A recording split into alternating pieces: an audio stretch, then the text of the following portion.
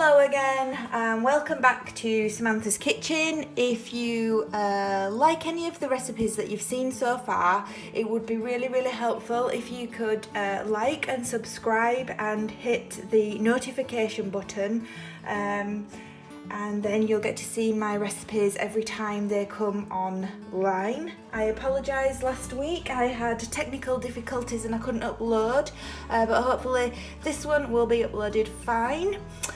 Today I'm going to do quite a simple dish again, really, although it does have a lot more spices than what you typically use in the previous recipes I've done. And I'm going to do a Moroccan style tagine.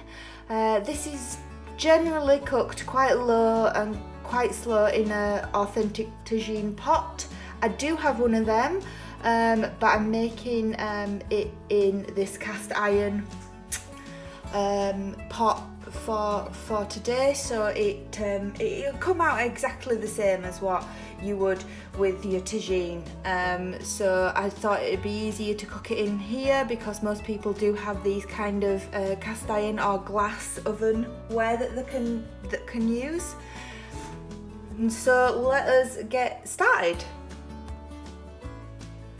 So first things first, I am going to put in here 2 tablespoons of olive oil, and then I'm going to follow this by a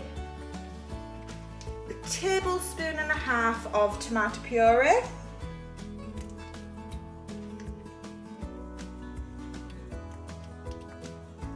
and that goes in. And then for the ingredients, you can actually put in pretty much what you want, and because I'm cooking a vegan based dish, I'm gonna pack this full of vegetables, but it's kind of like a chicken and olive and lemon base with all the herbs and spices, but I'm gonna pack it with a few other veg and things like that. So for the vegetables, I have got some spinach, I've got 2 carrots, I've got about a cupful and a half of spinach, I've got 2 small carrots, I've got 1 small pepper, I've got about half a cupful of olives, I have some sun-soaked tomatoes, I've got 1.5 tablespoons of them, and I've got 1 big tomato. So I'm just going to put all this in, like so, and then I'll move on to the other ingredients that we've got. It's a really nice dish, is this. This is like a Sunday, put it in at dinner time, and it'll be done for tea, and you can have it with some rice or couscous, something along those lines. So for the rest of the ingredients, I have got 4 chestnut mushrooms, I have got 1 red chilli, I've got 2 tablespoons of garlic, I've got 1 medium onion, 180 grams of fake chicken, but you can use real chicken, and a lemon. So I'll put all these ingredients in, and I will squeeze the lemon in preparation to show you the spices. Yeah, there's a lot, but we'll go through each one of them, and you'll be able to see what I have. So I have some sugar, 1.5 teaspoons, some salt, 1.5 teaspoons. I have some ground cloves, I have 1/4 teaspoon of these. I have some caraway seeds, 1/4 teaspoon. I have some paprika, that's 1.5 teaspoons.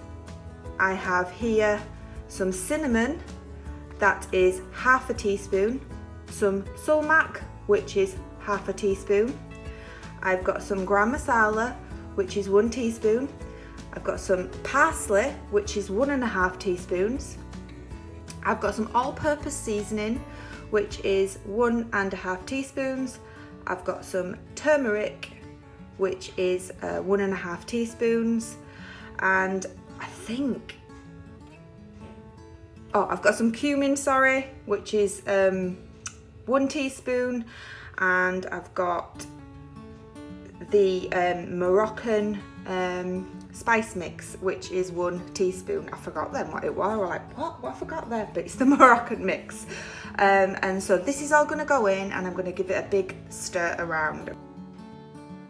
Okay, so now I have got a cup of vegetable stock, which I'm going to add. If you were making it with chicken, you can add chicken or vegetable stock. And I'm just gonna put this in now. Try not to spill everything everywhere. You know, my style of cooking is, it doesn't have to be perfect, and it's not authentic. It's what I have created myself to make a really good meal, essentially. And you know, if you don't have harissa, or if you don't have cumin, or if you don't have gram masala, it doesn't particularly matter. And it's just about getting that basis there for something that's really nice and tasty and that you can cook for your family. I am also adding a heaped teaspoon of my coriander, which I whiz up in a jar. I'm adding a heaped teaspoon of that, and I'll give this a good stir now, and just check that we've got enough water in here. Depending upon how much stuff you put in, you might need a little bit more water, you might not. It's got about 1/4 of the way it's filled with water, so give this a good mix in, and then what we're going to do then is we're going to cook this on low and slow for a good couple of hours in the oven. I'm going to cook it for about 3 hours, and I'm going to keep checking on it because it might need a little bit more water, but I've got to say the fragrances and the spices, and it smells amazing. So let's get in this oven. I'm going to put it on 120, and I'm going to cook it for about 3.5 hours. Okay, it's had about an hour now, and steaming up.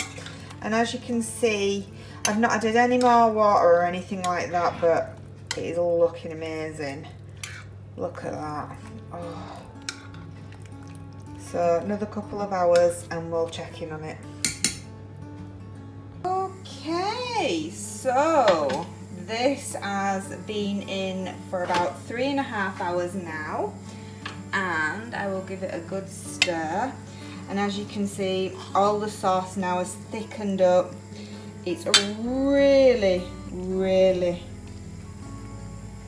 a beautiful rich colour.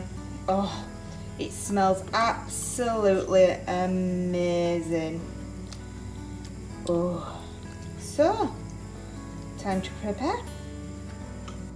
Okay, so here it is, piping hot. This lettuce is from out of my garden, and I have put it with some couscous, and it is absolutely scrumptious. Enjoy.